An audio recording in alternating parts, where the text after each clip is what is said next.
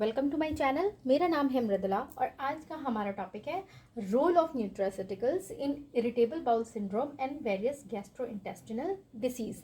तो चलिए video start करते हैं। सबसे पहले हम इरिटेबल बाउल सिंड्रोम के बारे में बात करते हैं। तो इरिटेबल बाउल सिंड्रोम बेसिकली आपका ग्रुप ऑफ सिम्टम्स होता है जो कि गैस्ट्रोइंटेस्टिनल ट्रैक्ट को अफेक्ट करता है, और इसके जो सिम्टम्स होते हैं वो टाइम के साथ आते हैं फिर चले जाते हैं। और ये चीज़ जो है वो इस चीज़ से पर्सन जो है वो कई दिनों तक या मंथ तक या फिर ईयर तक सफ़र कर सकता है। जो इरिटेबल बाउल सिंड्रोम है उसे spastic colon, irritable colon, mucus colitis या फिर स्पैस्टिक कोलाइटिस के नाम से भी जाना जाता है। इसमें बेसिकली पर्सन को क्रैम्पिंग होती है, एब्डोमिनल पेन होता है, ब्लोटिंग और गैस की प्रॉब्लम होती है, कॉन्स्टिपेशन होता है या फिर डायरिया जो है उससे सफ़र करता है। आईबीएस में मेनली आपको 4 टाइप्स के कंडीशंस होते हैं।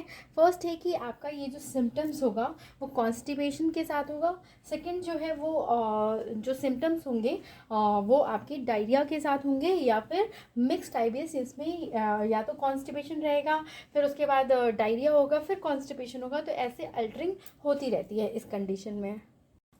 और अगर हम बात करें इसके क्योर की, तो इसका कोई क्योर नहीं है, लेकिन हाँ डाइट चेंजेस या मेडिसिन जो है इसके सिम्टम्स को कंट्रोल करने में काफ़ी हेल्पफुल होते हैं। तो देखते हैं न्यूट्रास्यूटिकल्स। अगर पर्सन डायरिया इन सेंस की जो सडन वाटरी स्टूल हो जाता है पर्सन में, अगर उससे सफ़र कर रहा है तो फर्स्ट आप पर्सन को ORS दिया जा सकता है, ओरल रिहाइड्रेशन सॉल्ट, जो कि उसके बॉडी के लॉस आयंस को बैलेंस करेगा, या फिर वाटर सॉल्ट के साथ दिया जा सकता है।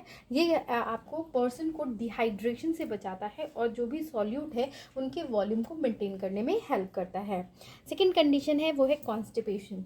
कॉन्स्टिपेशन में पर्सन जो है वो 2 to 3 डेज तक पर्सन का बाउल मूवमेंट नहीं होता है, यानी कि उसे वो पूप नहीं करता है, तो इस कंडीशन को कॉन्स्टिपेशन कहते हैं। इसमें यूज़ किया जा सकता है बल्क लैक्सेटिव, जैसे कि इसबगोल जो कि प्लांटेंगो ओवाटा से मिलता है। ये जो है अनफर्मेंटेड जेल ऐड करता है, जो कि इमोलिएंट या लुब्रिकेटिंग एजेंट की तरह काम करता है, और पर्सन जो है इजीली बाउल मूवमेंट कर सकता है। बी जो है वो है लिंसिड। लिंसिड जो है लिनम उस्टिटैटिसिमम से मिलता है। इसमें सॉल्युबल फाइबर्स होते हैं, फाइबर म्यूसिलेज होता है जो कि वाटर के साथ बाइंड करता है बॉडी के अंदर, और इसकी वजह से एक जेल का फॉर्मेशन होता है, और ये आपको बाउल मूवमेंट को सॉफ्ट कर देता है। थर्ड है वीट ब्रांड, जो कि ट्राइटिकम एस्टिवम से मिलता है। ये जो सिम्टम होता है पेन का, एब्डोमिनल पेन का, उसको रिड्यूस करता है, साथ ही बॉवल फंक्शन को इम्प्रूव करता है, स्टूल वॉल्यूम जो रेट ऑफ मूवमेंट है और जो बाउल की फ्रिक्वेंसी है उसे इंक्रीज करके। सेकेंड बात करेंगे जो हम दे सकते हैं पर्सन को कॉन्स्टिपेशन के केस में, वो है स्टिमुलेंट लैक्सेटिव, जिसके अंदर आता है सेना। सेना जो कि कैसिया एंगस्टिफोलिया से मिलता है। ये स्टमक को एम्प्टी करने में हेल्प करता है, साथ ही जो ओकेजनल कॉन्स्टिपेशन या सर्जरी के टाइम कॉन्स्टिपेशन उसी टाइम ये मैक्सिमम यूज़ किया जाता है। सेकेंड है फ्रैंगुला, जो कि रैमनस फ्रैंगुला से मिलता है। ये माइल्ड पेरिस्टाल्टिक स्टिमुलेंट होता है, यानी कि जो इंटेस्टाइन के पेरिस्टाल्टिक मूवमेंट है जिसकी वजह से फूड जो है वो आगे की तरफ प्रोपेल करता है, उसको इन्हांस करता है, और साथ ही ये फीकल मास को के इवैक्यूएशन में हेल्प करता है। थर्ड कंडीशन जो बताई थी वो है एल्ट्रिन कॉन्स्टिपेशन एंड डायरिया, जिसमें पहले कॉन्स्टिपेशन फिर डायरिया फिर कॉन्स्टिपेशन ऐसे सिम्टम्स आते हैं। इसमें पर्सन को दिया जा सकता है पेपरमिंट, जो कि मेंथा पाइपरिटा से मिलता है। ये कॉन्स्टिपेशन को रिलैक्स करता है, मतलब कॉन्स्टिपेशन प्रिवेंट करता है। जो मसल्स होते हैं उसको रिलैक्स करके, जो बॉयल मूवमेंट में इन्वॉल्व इंटेस्टाइन के मसल्स होते हैं उनको वो रिलैक्स करता है, और साथ ही ये एंटी स्पास्मोटिक होता है, यानी कि जो एब्डोमिनल पेन है उसको रिड्यूस करने में काफ़ी हेल्पफुल होता है। अम्बेलिफेरस फ्रूट जैसे कि कैरावे, जो कि आपको कैरम करवी से मिलता है। फेनल, जो कि फेनिकुलम वल्गैरिस से मिलता है। ये जो फ्रूट्स है वो भी इस कंडीशन में काफ़ी हेल्पफुल होते हैं, क्योंकि वो डाइजेशन को इम्प्रूव करते हैं, साथ ही जो स्टमक या इंटेस्टाइन में स्पैस्म यानी कि पेन हो रहा होता है उसको रिलैक्स करने में काफ़ी यूज़फुल है। जैसा कि मैंने बताया कि इस आईबीएस का कोई क्योर नहीं है, तो बेसिकली डाइटरी मैनेजमेंट से काफ़ी हद तक सिम्टम्स को कंट्रोल किया जा सकता है।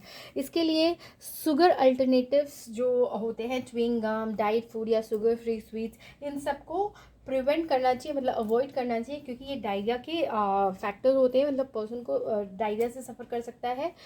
फूड खाने में जितना हो सके उतने डाइटरी फाइबर्स इन्वॉल्व करने चाहिए, क्योंकि ये कॉन्स्टिपेशन को रिड्यूस करता है, जो गैस या ब्लोटिंग होती है उसको भी रिड्यूस करने में काफ़ी हेल्पफुल होती है। सेम टाइम पे हर दिन खाना चाहिए, नहीं कि एक दिन सुबह खाया, एक दिन दोपहर में खा रहे हैं डाइट खाना, मतलब टाइमिंग एक फिक्स होनी चाहिए डाइट की, ठीक है। धीरे धीरे खाना चाहिए पर्सन को, और साथ ही जो अल्कोहल, अगर कोई पर्सन अल्कोहलिक है तो उसको अल्कोहल इंटेक को रिड्यूस कर देना चाहिए। साथ ही जो कार्बोनेटेड शुगर बेवरेजेस जैसे कि सोडा वगैरह होता है उसको अवॉइड करना चाहिए पर्सन को, और जो एटलीस्ट उसको 8 कप ऑफ वाटर जो है वो पर डे रोज़ पीना चाहिए, ठीक है। तो इस तरह से इसके सिम्टम्स को काफ़ी हद तक रिड्यूस किया जा सकता है या इसे प्रिवेंट किया जा सकता है। अब हम बात करेंगे अदर जीआई डिसऑर्डर्स, जिसमें कि मैं डिस्कस करने वाली हूँ इरिटेबल बाउल डिसीज़, जिसके अंदर अल्सरेटिव कोलाइटिस और क्रोन डिसीज़ आता है, गैस्ट्राइटिस और पेप्टिक अल्सर। तो चलिए देखते हैं इनमें क्या होता है न्यूट्रास्यूटिकल्स के रोल। तो सबसे फर्स्ट है irritable bowel disease. Irritable bowel disease जो है वो आपको ग्रुप ऑफ डिसऑर्डर्स होता है जिसकी वजह से इंटेस्टाइन में क्रोनिक इन्फ्लेमेशन यानी कि रेडनेस और स्वेलिंग हो जाती है। इसके अंदर आप बेसिकली आपके आते हैं क्रोन डिसीज़ और अल्सरेटिव कोलाइटिस। क्रोन डिसीज़ जो है वो स्मॉल इंटेस्टाइन और जो लार्ज इंटेस्टाइन का अपर पार्ट होता है उसको सबसे ज़्यादा अफेक्ट करता है, और अल्सरेटिव कोलाइटिस में सोर्स या स्वेलिंग डेवलप्स हो जाती है लार्ज इंटेस्टाइन, खास करके कोलोन और रेक्टम में, ठीक है। तो ये जो आईबीडी है यानी कि इरिटेबल बाउल डिसीज़, ये जेनेटिक ससेप्टिबिलिटी की वजह से हो सकता है, मतलब कि आपको जो पर्सन है उसकी फैमिली में बैक हिस्ट्री हो, या तो फिर इन्वायरमेंटल फैक्टर्स हैं, ठीक है। इम्यूनो रेगुलेशन डिसफंक्शन यानी कि इम्यून सिस्टम प्रॉपर तरीके से काम नहीं करता और वो अपने ही सेल्स को फॉरेन पार्टिकल समझ के उसको किल करना स्टार्ट कर देता है, या फिर जो माइक्रोफ्लोरा है इंटेस्टाइन के अंदर जो कि डाइजेशन में हेल्प करती है उसमें किसी तरह का अल्टरेशन हो गया हो, या फिर गैस्ट्रो इंटेस्टिनल म्यूकोसल बैरियर जो है उसमें किसी तरह का कोई डिफेक्ट हो जाए। तो मेन जो फैक्ट है आईबीडी के लिए वो होता है आपका इम्यूनो रेगुलेशन डिसफंक्शन। इसमें क्या होता है कि जो प्रो इन्फ्लेमेटरी साइटोकाइनिन्स होते हैं जैसे कि TNF, FN gamma, interleukin, IL-1, IL-2 और IL-12, इनके और एंटी इन्फ्लेमेटरी साइटोकाइनिन्स के बीच में जो बैलेंस होता है वो डिस्टर्ब हो जाता है, जिसकी वजह से जो प्रो इन्फ्लेमेटरी साइटोकाइनिन्स होते हैं उनकी जो एक्टिविटी है वो इंक्रीज़ हो जाती है, और जिसकी वजह से टिश्यू डैमेज होने लगता है और इन्फ्लेमेशन यानी कि स्वेलिंग या रेडनेस या सोर्स डेवलप हो जाते हैं। आईबीडी के मेन सिम्टम्स जो है उसमें पर्सन को एब्डोमिनल पेन होता है, डायरिया से सफ़र करता है, कभी कभी कॉन्स्टिपेशन भी हो जाता है, या फिर उसे लगता है कि उसे अर्जेंट नीड है पूप करने के लिए, गैस या ब्लोटिंग की प्रॉब्लम होती है, उसे भूख नहीं लगती है, मतलब लॉस ऑफ एपेटाइट हो जाता है, या फिर उसका अचानक से वेट लॉस होने लगता है, और जो स्टूल है उसमें म्यूकस या फिर ब्लड दिखाई देता है, ठीक है। तो ये उसके सिम्टम्स हो गए। अब देखते हैं कि न्यूट्रास्यूटिकल्स कैसे आपको आईबीडी को ट्रीट कर सकते हैं या प्रिवेंट कर सकते हैं। तो उसमें सबसे पहले है कर्क्यूमिन। कर्क्यूमिन जो है वो कुरकुम्बा लौंगा से मिलता है जो कि जिंजीबेरेसी फैमिली को बिलोंग करता है। कर्क्यूमिन जो है वो आपको एंटी इन्फ्लेमेटरी एजेंट होता है, यानी इन्फ्लेमेशन को वो प्रिवेंट करता है, और ये आपको जो न्यूक्लियर फैक्टर NF-κB और प्रो इन्फ्लेमेटरी साइटोकाइनिन्स होते हैं उनको इनहिबिट करता है, जो कि म्यूकोजल डैमेज कॉज कर सकते हैं, यानी कि टिश्यू डैमेज कॉज कर सकते हैं।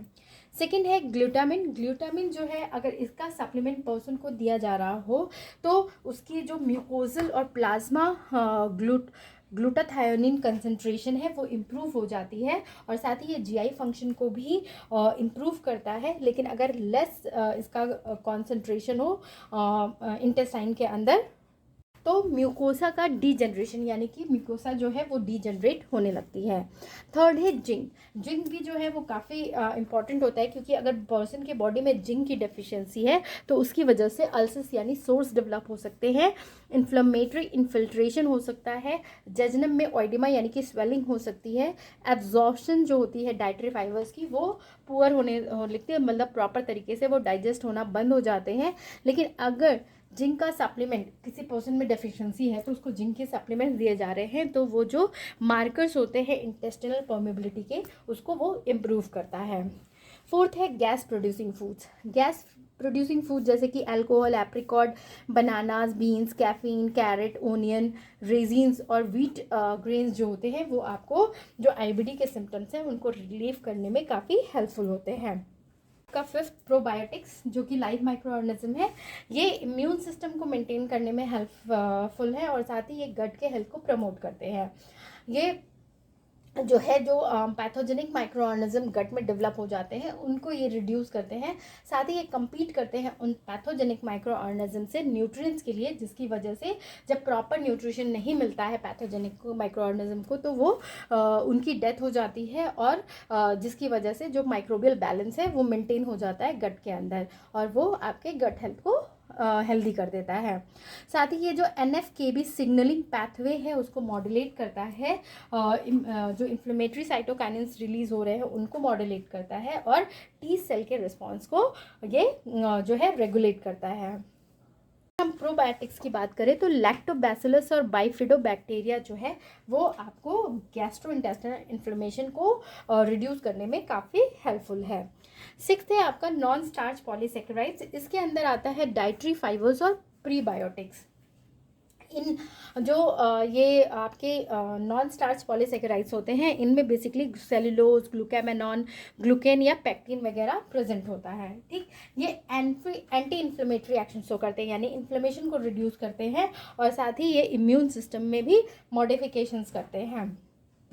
कॉन्जोक ग्लूकामेनन जो है एक प्लांट डिराइव पॉलीसेकेराइड है जो कि जीआई डिसऑर्डर्स को ट्रीट करने के लिए यूज होता है। नेक्स्ट है विटामिन। तो जो फैट सॉल्युबल विटामिन ए और डी हैं उनका प्रोटेक्टिव एक्शन होता है। विटामिन डी जो है वो प्रो इन्फ्लेमेटरी साइटोकाइनिन्स को रेगुलेट करता है, जैसे कि IL-6, IL-21, TNF अल्फा और TNF गामा, और उनको जो इंटेस्टिनल बैरियर होता है उसको ये स्टेबलाइज करता है। विटामिन ए जो है वो जो माइटोकॉन्ड्रियल ट्रांसक्रिप्शन फैक्टर है उनके प्रोलिफरेशन को इंक्रीज करता है, जैसे कि NF1 और TFAM को, और साथ ही जो इंटेस्टिनल टिश्यू डैमेज है उसको प्रिवेंट करने में काफ़ी हेल्पफुल है। गैस्ट्राइटिस जो है ये बेसिकली स्टमक लाइनिंग में इन्फ्लेमेशन हो जाती है, यानी कि स्वेलिंग या रेडनेस हो जाती है, और ये जो है वो हेलिकोबैक्टेरी पाइलोरी के इन्फेक्शन की वजह से हो सकता है, या फिर NSAID, एक्सेसिव अल्कोहल, स्मोकिंग या सीवियर इलनेस, या फिर ऑटो इम्यून रिस्पॉन्स जो बॉडी प्रोड्यूस करती है उसमें किसी तरह का प्रॉब्लम हो गया हो उसकी वजह से, या फिर रेडिएशन थेरेपी की वजह से पर्सन में हो सकता है। न्यूट्रास्यूटिकल्स जो कि इसको प्रिवेंट कर सकते हैं या फिर ट्रीटमेंट में हेल्पफुल है, उनसे नेचुरल ऑरिजिन के वो जो है अलग अलग लेवल्स पे अफेक्ट करते हैं, या तो वो इम्यून म्यूकोजल रिस्पॉन्स को अफेक्ट करते हैं, या फिर पोटेशियम पंप, हिस्टामिन जो मास्ट सेल से रिलीज होते हैं उनको, या फिर जो म्यूकस वॉल स्ट्रक्चर है उसको अफेक्ट करते हैं, या फिर वो प्रोस्टाग्लैंडिन या नाइट्रिक ऑक्साइड का जो रिलीज होता है उसको वो अफेक्ट करते हैं। तो इस तरह से ये आपको हेल्प करते हैं गैस्ट्रोइंटेस्टिनल ट्रैक्ट को इन सारे फैक्टर्स को अफेक्ट करके मॉड्यूलेट करने में। तो बेसिकली फिनालिक कंपाउंड्स जो खास करके फ्लेवोनॉइड्स जो होते हैं वो आपको जो कि वेरियस ड्रिंक या फिर एडिबल प्लांट जैसे कि strawberry, apple, tea, red wine, beer etcetera में प्रेजेंट होते हैं, वो गैस्ट्राइटिस के प्रिवेंशन में काफ़ी हेल्पफुल है। वो जो इंडोजीनियस प्रोस्टाग्लैंडिन होते हैं उनको इंक्रीज कर देते हैं, या फिर जो हिस्टामिन रिलीज हो रहे होते हैं मास्ट सेल से उनको रिड्यूस कर देते हैं, या फिर जो फ्री रेडिकल्स जो ऑक्सीजन डिराइव फ्री रेडिकल्स होते हैं उनको स्किवेंच करके यानी कि प्रिवेंट करके या फिर गैस्ट्रिक म्यूकोसा को प्रिवेंट करके ये गैस्ट्रिक जो इंटीग्रिटी होती है उसको फिर से रीस्टोर करते हैं, क्योंकि वो एक डायनामिक बैलेंस और होम्योस्टैटिस, एपिथेलियल सेल रिन्यूअल और सेलुलर एपोप्टोसिस यानी कि सेल डेथ जो होती है उसके बीच में मेंटेन कर लेते हैं। तो बेसिकली सोलॉन, amaranthus seed extract, grapefruit seed extract, capsaicin जो है वो प्रोटेक्टिव एक्शन शो करता है गैस्ट्राइटिस के अगेंस्ट, क्योंकि ये गैस्ट्रिक माइक्रो सर्कुलेशन जो है उसको इंक्रीज़ कर देता है, जिसकी वजह से जो कंसंट्रेटिव नाइट्रिक ऑक्साइड है वो ज़्यादा एक्सप्रेस हो जाते हैं। फिर जो नाइट्रिक ऑक्साइड है वो रिलीज़ होते हैं, उसके साथ ही कुछ न्यूरोपेप्टाइड्स भी रिलीज़ होते हैं जो कि गैस्ट्रिक म्यूकोजल इंटीग्रिटी को मेंटेन करते हैं, और जो ल्यूकोसाइट्स जो कि एंडोथेलियम के साथ जाके एडहेर हो जाते हैं उसको इनहिबिट करते हैं, और जो NSAID इंड्यूस्ड डैमेज हुआ होता है एंडोथेलियम में उसको रिपेयर करने में काफ़ी हेल्पफुल होते हैं। सेकेंड एग्जाम्पल की बात करें तो सिंगोयांथस बिस्कुलाटस जो है वो म्यूकस और प्रोस्टाग्लैंडिन के सिक्रीशन को इंक्रीज़ कर देता है, जिसकी वजह से जो एग्रेसिव फैक्टर्स होते हैं उससे म्यूकोसल सेल को डैमेज नहीं होता है। नेक्स्ट है आपका क्वेसेरेटिन जो कि गैस्ट्राइटिस के प्रिवेंशन में हेल्पफुल है, और ये गैस्ट्रिक सेल प्रोलिफरेशन होता है और जो एपोप्टोसिस होता है उसके बीच में ये बैलेंस मेंटेन करता है, जिसकी वजह से गैस्ट्राइटिस के अगेंस्ट ये प्रोटेक्ट कर पाता है। नेक्स्ट है आपका कर्क्यूमिन। कर्क्यूमिन जो है वो H पाइलोरी के ग्रोथ को इनहिबिट करता है, और ऐसा ये करता है आपको सिगमेंट पैथवे को इनहिबिट करके। तो ये कुछ आपके नेचुरल ऑर्गेनिक के कंपाउंड्स थे जो कि गैस्ट्राइटिस के प्रिवेंशन या ट्रीटमेंट में हेल्पफुल होते हैं। नेक्स्ट जो है वो है पेप्टिक अल्सर। पेप्टिक अल्सर में बेसिकली जो स्टमक या डिओडिनम होता है उसकी लाइनिंग में सोर डेवलप हो जाता है। होता है आपको H पाइलोरी के इन्फेक्शन की वजह से, या पर्सन एक्सेसिव अल्कोहल ले रहा हो, या NSAID ड्रग्स उसने यूज़ किया हो, स्मोकिंग, या फिर सीरियस इलनेस हो, रेडिएशन थेरेपी चल रही हो, या फिर स्ट्रेस की वजह से ये होने के चांसेस बढ़ जाते हैं। इसके सिम्टम्स की बात करें तो bloating, burping, loss of appetite, weight loss और ब्लडी या डार्क पूप जो है वो सिम्टम्स में दिखाई देते हैं। न्यूट्रासिटिकल्स जो कि पेप्टिक अल्सर में के प्रिवेंशन में हेल्पफुल है, उसमें आता है आपका एंथोसाइनोसाइड्स जो कि वेसिनियम माइटिलस से मिलता है, और ये जो है वो पेप्टिक अल्सर के प्रिवेंशन में हेल्पफुल है, क्योंकि ये जो म्यूकोपॉलीसेकेराइड्स होते हैं उनके बायोसिंथेसिस को इन्फ्लुएंस करता है, जिसकी वजह से जो म्यूकस बैरियर है गैस्ट्रिक लेवल पे उसकी एफिशिएंसी बढ़ जाती है, और आपको जो एंडोथेलियल सेल्स हैं जो कि आपके स्टमक या डिओडिनम की लाइनिंग में, तो इसमें सबसे पहले हम बात करेंगे एंथोसाइनोसाइड्स की। एंथोसाइनोसाइड्स जो कि आपको वेसिनियम मेरिटिलस से मिलता है, ये जो है गैस्ट्राइटिस के प्रिवेंशन में हेल्पफुल होता है, क्योंकि ये जो म्यूकोपॉलीसेकेराइड्स है उनके बायोसिंथेसिस को इन्फ्लुएंस करता है, जिसकी वजह से जो गैस्ट्रिक लेवल पे म्यूकस बैरियर है उसकी एफिशिएंसी बढ़ जाती है। कर्क्यूमिन जो है वो सेकंड है जो कि कर्क्यूमा लॉन्गा से मिलता है, जिंजिबरेसी। ये पेप्टिक अल्सर को इनहिबिट करता है पेरोक्सीडेज इनएक्टिवेशन करके, या फिर जो फ्री रेडिकल स्कैवेंजिंग एक्टिविटी है उसको इन्हांस करके। थर्ड है लिकराइज। लिकराइज जो है वो ग्लाइसिराइजा ग्लैब्रा से मिलता है, और ये जो GI अल्सरेशन है उसके हीलिंग को एक्सेलरेट करता है, क्योंकि जो प्रोस्टाग्लैंडिन लेवल है उसको वो एलिवेट कर देता है, और साथ ही ये म्यूकस सिक्रीशन को प्रमोट करता है स्टमक से, जो कि स्टमक के सेल्स को प्रोटेक्ट करते हैं।